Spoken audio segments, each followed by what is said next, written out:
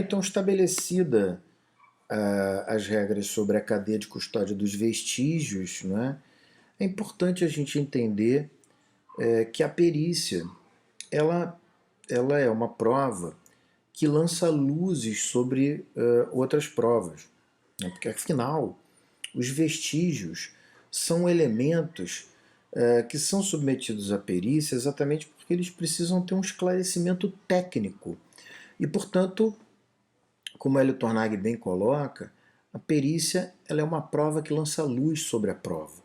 Né? Então é um meio de prova que lança luz sobre a prova. Né? A perícia, portanto, é feita por um técnico com conhecimento técnico específico, um expert, né? Um esperto em determinada técnica, em determinada área do conhecimento.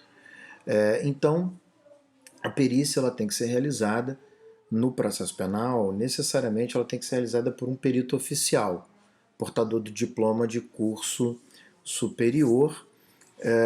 Bom, a não ser que nós não tenhamos no local um perito oficial. Obviamente isso não acontece no Rio de Janeiro, mas em outros lugares do Brasil é possível. Então, a menos que não haja um perito oficial, em que aí o exame pode ser realizado por duas pessoas idôneas, portadoras de diploma de curso superior, preferencialmente na área específica, a menos que não existam pessoas com essas características, enfim, e aí, de qualquer maneira, a perícia vai ser prestada por pessoas com conhecimento técnico habilitado. A perícia, ela, no processo penal, diferente do processo civil, como eu disse, feita em regra, por um perito oficial, né, pertencente aos quadros do órgão oficial de perícia, que no Rio de Janeiro pertence à Polícia Civil, eu diria que infelizmente, e que no âmbito da federal pertence aos quadros da Polícia Federal, infelizmente, porque, sinceramente, penso que o órgão de perícia deveria ser absolutamente isento, autônomo à Polícia Civil e à Polícia Federal. O órgão de perícia oficial ele é composto por peritos concursados e, portanto, remunerados pelo Estado e não pelas partes. Isso não significa dizer que as partes não participem da perícia. Pelo contrário, com a Lei 11.690 de 2008, o procedimento da perícia estabeleceu regras para a sua realização que inseriram num contexto de contraditório muito mais apropriado, eu diria direto, e que permitiu a melhor participação das partes do que era antigamente, porque antigamente a perícia era realizada por um órgão oficial e pura e simplesmente o órgão oficial mandava o laudo, simplesmente remetia o laudo.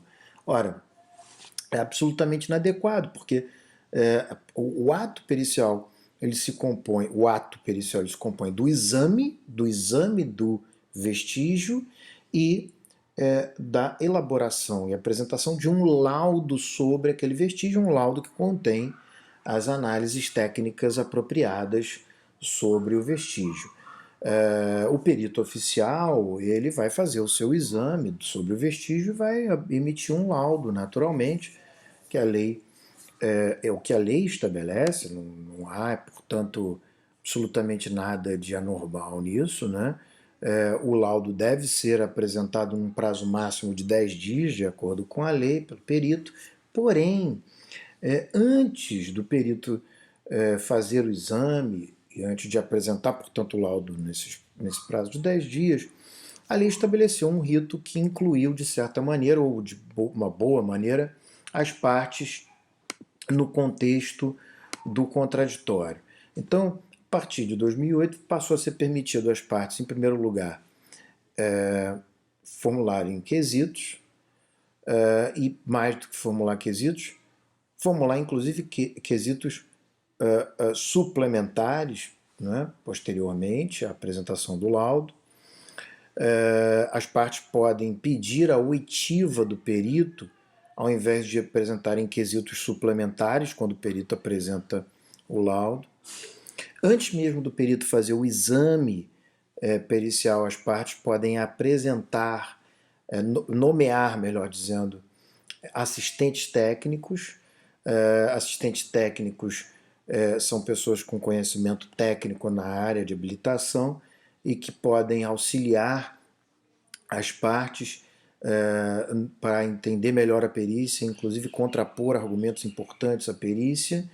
Esses assistentes técnicos são homologados pelo juízo e esses assistentes técnicos eles podem apresentar um parecer técnico num prazo a ser fixado pelo juiz. Então, compreendam, quando o juiz defere a produção de uma prova pericial, ele obrigatoriamente tem que intimar as partes para que elas apresentem, se elas quiserem, quesitos, para que elas apresentem, nomeiem assistentes técnicos, né, que vão ser homologados pelo juiz, e se quiserem, elas podem, eu diria devem, né, senão não faz sentido, pedir para preservar os vestígios para que os assistentes técnicos tenham acesso a eles no ambiente do órgão de perícia, e elas podem pedir que os peritos sejam ouvidos em juízo ou podem pedir para apresentar quesitos suplementares.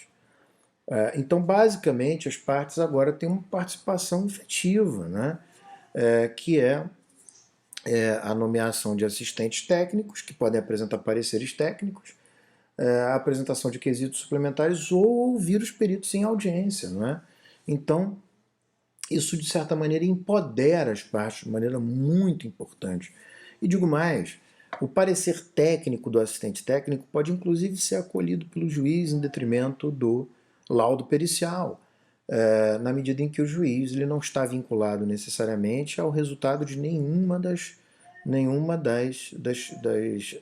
conclusões técnicas, absolutamente nenhuma. Ele pode se deixar convencer, ele pode se fazer convencer, e desde que ele justifique, naturalmente, porque ele se convenceu pelas conclusões do assistente técnico e descartou a do perito, ou porque ele acolheu a do perito, descartou a do assistente técnico, obviamente que o argumento não pode ser só que se trata de um perito, porque o juiz obviamente tem que dar razões, motivações racionais que indiquem por que determinada conclusão o convenceu em detrimento de outra, né? Como eu disse, o perito ele vai fazer o exame do material, né, do vestígio que foi preservado, elaborar o seu laudo pericial, né?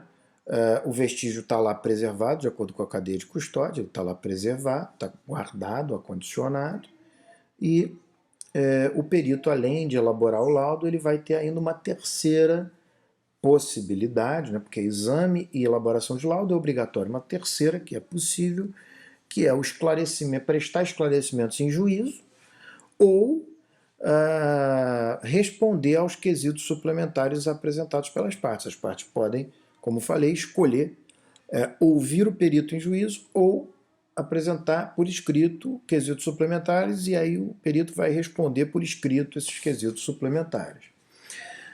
Com isso, nós temos toda a produção da prova pericial. E aqui, esse procedimento é aplicável para qualquer tipo de perícia. Por isso, como eu falei no início, nós não vamos estudar cada tipo de perícia, mas as regras gerais que se aplicam a qualquer perícia. Essas são as regras gerais que se aplicam a qualquer perícia. Tá? Definido, então, as perícias, nós vamos passar às provas orais.